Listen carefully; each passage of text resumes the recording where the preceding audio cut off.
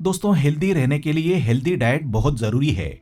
जिन foods का हम seven करते हैं उनकी जानकारी होना बहुत जरूरी है, वरना वो हमारी सेहत को फायदा पहुंचाने के बजाय नुकसान पहुंचा सकते हैं। दरअसल बहुत से फूड्स की गुठली से लेकर पत्तियों तक में खतरनाक केमिकल और जहरीले पदार्थ पाए जाते हैं, जो सेहत के लिए बेहद खतरनाक माने जाते हैं। कुछ तो मौत का कारण भी बन सकते हैं। आज इस वीडियो के जरिए हम आपको बताएंगे 5 ऐसी खाने पीने की चीजें जो आपके लिए टॉक्सिक है, जहरीली है। इनसे आपको हर कीमत पर बचना चाहिए। तो दोस्तों, शुरू करते हैं टॉपिक को बिना किसी देरी के। लेकिन शुरू करने से पहले अगर आप इस चैनल पर नए हैं तो इस चैनल को सब्सक्राइब जरूर कीजिएगा, क्योंकि इसी तरह की इन्फॉर्मेटिव वीडियोज आपको इस चैनल पर मिलती रहेंगी। याद रहें, अच्छे स्वास्थ्य से ज्यादा महत्वपूर्ण कुछ भी नहीं है। Health is wealth. दोस्तों, सबसे पहली चीज जो आपके लिए टॉक्सिक है और जिससे आपको बचना चाहिए वो है ग्रीन पोटैटो, यानी कि हरा आलू।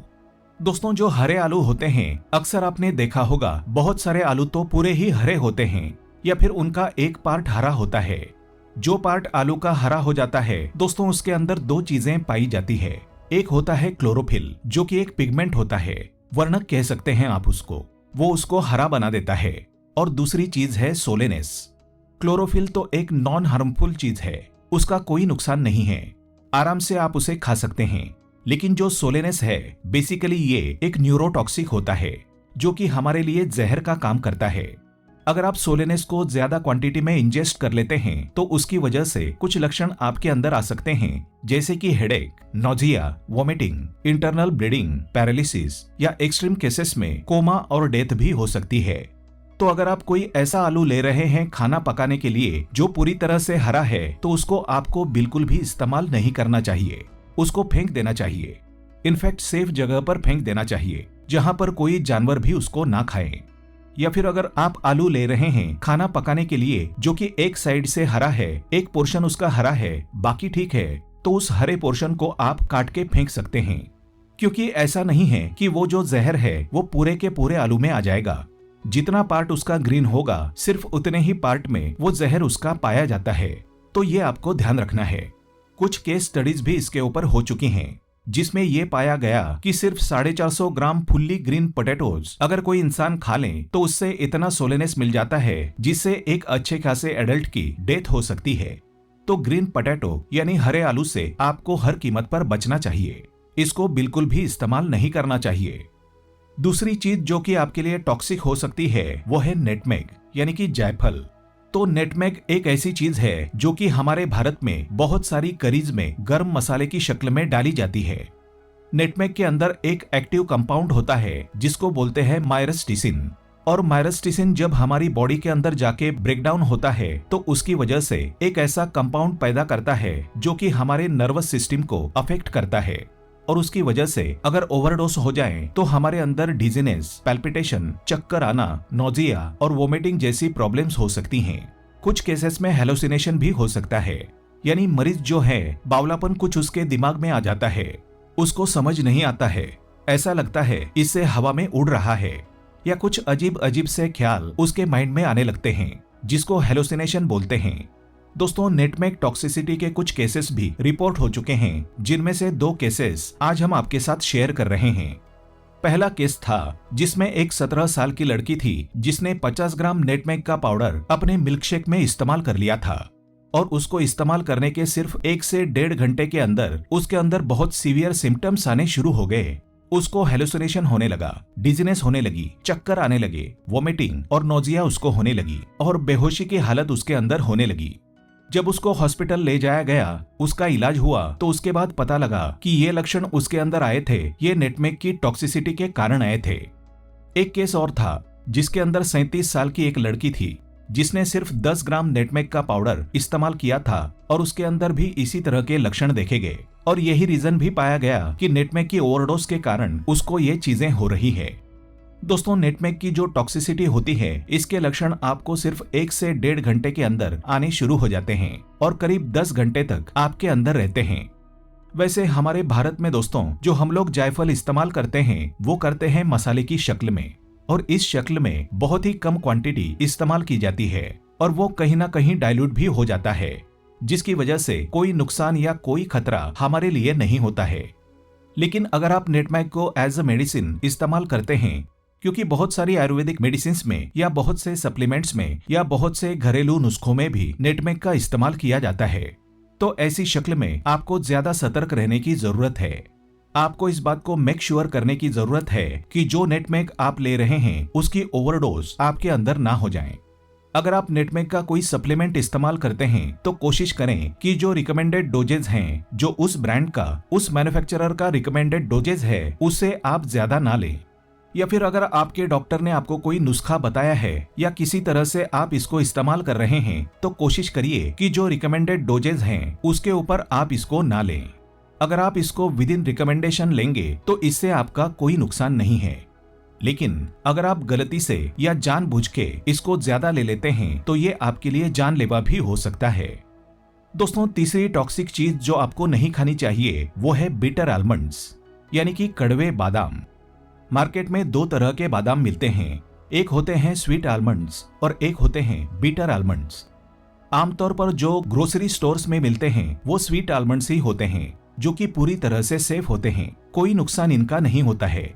लेकिन कभी कभी इन स्वीट आलमंड्स के साथ साथ बिटर आलमंड्स भी मिक्स कर दिए जाते हैं और बिटर आलमंड्स टॉक्सिक होते हैं। बिटर आलमंड्स के अंदर एक टॉक्सिक सब्सटेंस पाया जाता है जिसको बोलते हैं हाइड्रोजन साइनाइड। और साइनाइड, जैसा कि आप जानते हैं, दुनिया का सबसे खतरनाक पॉइजन होता है। इसकी थोड़ी सी भी क्वांटिटी हमारी मौत के लिए काफी होती है। बिटर आलमंड्स की टॉक्सिसिटी को जांचने के लिए कुछ केस स्टडीज भी हो चुकी हैं, जिनमें ये पता चला कि 6 से लेकर 10 बादाम भी अगर आप खा लें कड़वे, तो वो आपके अंदर सीरियस पॉइजनिंग होने के लिए काफी होते हैं। और अगर इससे ज्यादा आप खा लें, 10 बादाम खा लें, 25-30 बादाम अगर आप खा लें, तो इससे आपको इतनी ज्यादा टॉक्सिसिटी हो जाती है कि इससे डेथ भी हो सकती है। और अगर आप कोई बच्चे हैं, आपकी वेट कम है, आप अंडरवेट है, दुबले पतले हैं, तो उस केस में आपके लिए खतरा और भी ज्यादा बढ़ जाता है, क्योंकि ऐसे केसेस में कम क्वांटिटी भी काफी ज्यादा टॉक्सिक आपके लिए हो सकती है। इसलिए आपको हमेशा कोशिश करनी चाहिए कि अगर थोड़ा सा भी बादाम कड़वा है तो उसको आपको नहीं खाना है, और हमेशा अच्छी क्वालिटी का, अच्छे ब्रांड का और अच्छे स्टोर से स्वीट आलमंड्स लेने हैं जिनमें कड़वे बादामों की मिलावट ना हो। चौथी टॉक्सिक चीज जो आपको इस्तेमाल नहीं करनी चाहिए वो है under cooked red kidney beans, यानी ऐसी राजमा जो कि पूरी तरह से पकी नहीं हो। राजमा के अंदर लैक्टिन होता है दोस्तों, और लैक्टिन अकॉर्डिंग टू FDA एक टॉक्सिक सब्सटेंस है जो कि हमारे अंदर बहुत सारे अलग अलग तरह के टॉक्सिक लक्षण पैदा कर सकता है, जिनमें से कि बहुत ही कॉमन है एब्डोमिनल पेन, नोजिया, वॉमिटिंग और एक्सट्रीम केसेस में डेथ। दोस्तों, लैक्टिन जो कि राजमा के अंदर पाया जाता है, ये पकने के बाद पूरी तरह से खत्म हो जाता है। तो आमतौर पर जो हम राजमा को पकाते हैं तेज आंच पे, तो उसकी वजह से ये लैक्टिन खत्म हो जाता है और हमें कोई नुकसान नहीं होता है। लेकिन अगर किसी कारण से राजमा पूरी तरह से नहीं पक पा रही हैं या कच्ची ही है, उसे खा लेते हैं, तो उसकी वजह से बहुत सारे सीरियस साइड इफेक्ट्स हमारे अंदर देखे जा सकते हैं। कुछ केस स्टडीज हो चुकी हैं राजमा के ऊपर, जिसमें पाया गया है कि सिर्फ 5 से 6 दाने कच्ची राजमा के खाने से आपके अंदर बहुत ज्यादा सीरियस साइड इफेक्ट्स हो सकते हैं, बहुत ज्यादा सीरियस टॉक्सिसिटी हो सकती है। तो इसलिए जब भी आप राजमा को पकाते हैं, कोशिश करिए पहले उसको 1 से 2 घंटे के लिए पानी में आप भिगो दीजिए और उसके बाद तेज आंच में उसको तब तक पकाइए जब तक वो पूरी तरह से गल ना जाएं, पूरी तरह से खाने लायक ना हो जाएं। थोड़ी सी भी कच्ची अगर आपकी राजमा रह जाती हैं, तो उसके अंदर ये लैक्टिन नाम का सब्सटेंस बाकी रह जाता है और ये आपके अंदर टॉक्सिसिटी पैदा कर सकता है। इनफैक्ट कुछ स्टडीज में तो ये पाया गया है कि अगर आप राजमा को पूरी तरह से नहीं पकाते हैं, सिर्फ भिगो लेते हैं या फिर आधी पकी हुई राजमा होती हैं, तो उसके कारण लैक्टिन का कॉन्सेंट्रेशन और भी बढ़ जाता है, 5 गुना तक चला जाता है। तो इसीलिए हमेशा आपको कोशिश करनी चाहिए कि राजमा पूरी तरह से पका के, अच्छी तरह से गला के, तभी उसको आप इस्तेमाल करें, तभी आप इससे सेफ रह पाएंगे और इसकी टॉक्सिसिटी आपके अंदर नहीं होगी। दोस्तों, 5वीं और आखिरी टॉक्सिक चीज जिससे आपको बचना चाहिए, जिसको इस्तेमाल नहीं करना चाहिए, वो है ब्राउन राइस।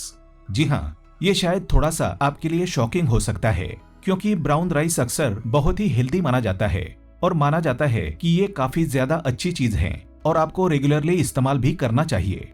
बेशक ब्राउन राइस दोस्तों आपके लिए बहुत ज्यादा हेल्दी होता है और सेफ भी होता है, लेकिन अगर आप इसको गलत तरीके से इस्तेमाल करते हैं तो ये आपके लिए जानलेवा हो सकता है। अब कैसे ये आपके लिए टॉक्सिक होता है वो समझ लेते हैं। देखिए, जितने भी राइस होते हैं इनके अंदर आर्सेनिक कॉन्सेंट्रेशन काफी ज्यादा पाया जाता है। आर्सेनिक एक बहुत ही टॉक्सिक सब्सटेंस होता है जो कि डेडली हो सकता है और हमारे लिए कार्सिनोजेनिक होता है, यानी हमारी बॉडी के अंदर जाके ये कैंसर पैदा करने का काम करता है। अब ये आर्सेनिक जो है चावल के अंदर आता कहां से है?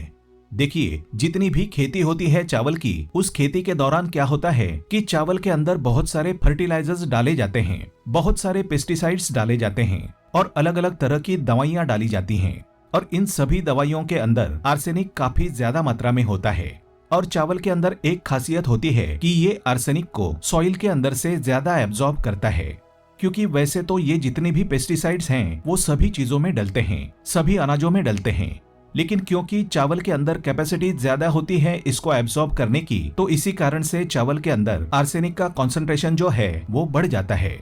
अब क्या होता है कि जब हम चावल को इस्तेमाल करते हैं तो ये आर्सेनिक धीरे धीरे हमारी बॉडी के अंदर एक्यूमुलेट होना शुरू हो जाता है। आर्सेनिक के अंदर एक खासियत होती है कि अगर आप इसको थोड़ी थोड़ी क्वांटिटी में भी लेते रहेंगे तो ये हमारी बॉडी के अंदर जाके एक्यूमुलेट होता रहता है, जमा होता रहता है और धीरे धीरे over the period of time जब इसका कॉन्सेंट्रेशन बढ़ता है तो तब ये हमारे अंदर टॉक्सिसिटी पैदा करता है या कैंसर पैदा करने का कारण बनता है।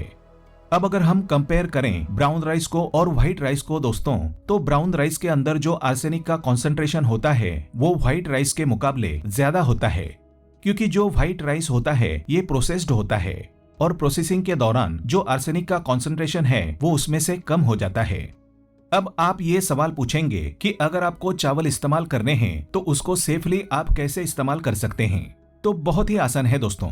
अगर आप चावल को सेफली इस्तेमाल करना चाहते हैं तो सबसे पहली चीज आपको करनी है वो ये कि आपको साफ पीने के पानी से, मतलब ऐसा पानी जो बिल्कुल पूरी तरह से प्योर है, उस पानी से आपको चावल को कम से कम 4-5 बार, 8-10 बार, जितनी बार भी आप धो सकें, उसको अच्छी तरह से आप कुचल कुचल के, मसल के और अच्छी तरह से धो लीजिए। इस धोने से क्या होता है कि जो आर्सेनिक है वो वाटर के साथ फ्लश आउट हो जाता है। दूसरी चीज जो आपको करनी है वो ये है कि चावल पकाने से पहले आपको करीब करीब आधा या 1 घंटा चावल को पानी में भिगोकर रखना है और भिगोने के बाद जो उसका पानी होता है उसको पकाने से पहले आपको चेंज कर देना है। तो इससे भी जो आर्सेनिक है वो काफी ज्यादा कम हो जाता है चावल के अंदर। बस ये 2 ऐसी प्रिकॉशंस हैं जो अगर आप रेगुलरली ले लें, और आमतौर पर हमारे भारत में जो खाना बनाने का तरीका है उसमें ये चीजें शायद फॉलो भी होती हैं, तो इसको अगर आप रेगुलरली फॉलो करेंगे तो उससे आपको वो जो आर्सेनिक की टॉक्सिसिटी होने का खतरा है वो काफी ज्यादा कम हो जाता है और आप चावल को बिना किसी परेशानी के इस्तेमाल कर सकते हैं। उम्मीद है कि इस वीडियो से आपको सही जानकारी मिली होगी जो शायद ही किसी दूसरे चैनल पर मिले। अगर वीडियो अच्छा लगे तो अपने दोस्तों के साथ इस वीडियो को जरूर शेयर करें, क्योंकि हम देते रहेंगे ऐसी जानकारियां जो आपकी कई सारी प्रॉब्लम्स को ठीक कर सकती हैं। तो कमेंट करके जरूर बताइए ये वीडियो आपको कैसा लगा। फिर मिलेंगे इसी तरह के इंटरेस्टिंग और इन्फॉर्मेटिव वीडियोस के साथ। तब तक के लिए स्वस्थ रहें, मस्त रहें, तंदुरुस्त रहें। Thanks for watching.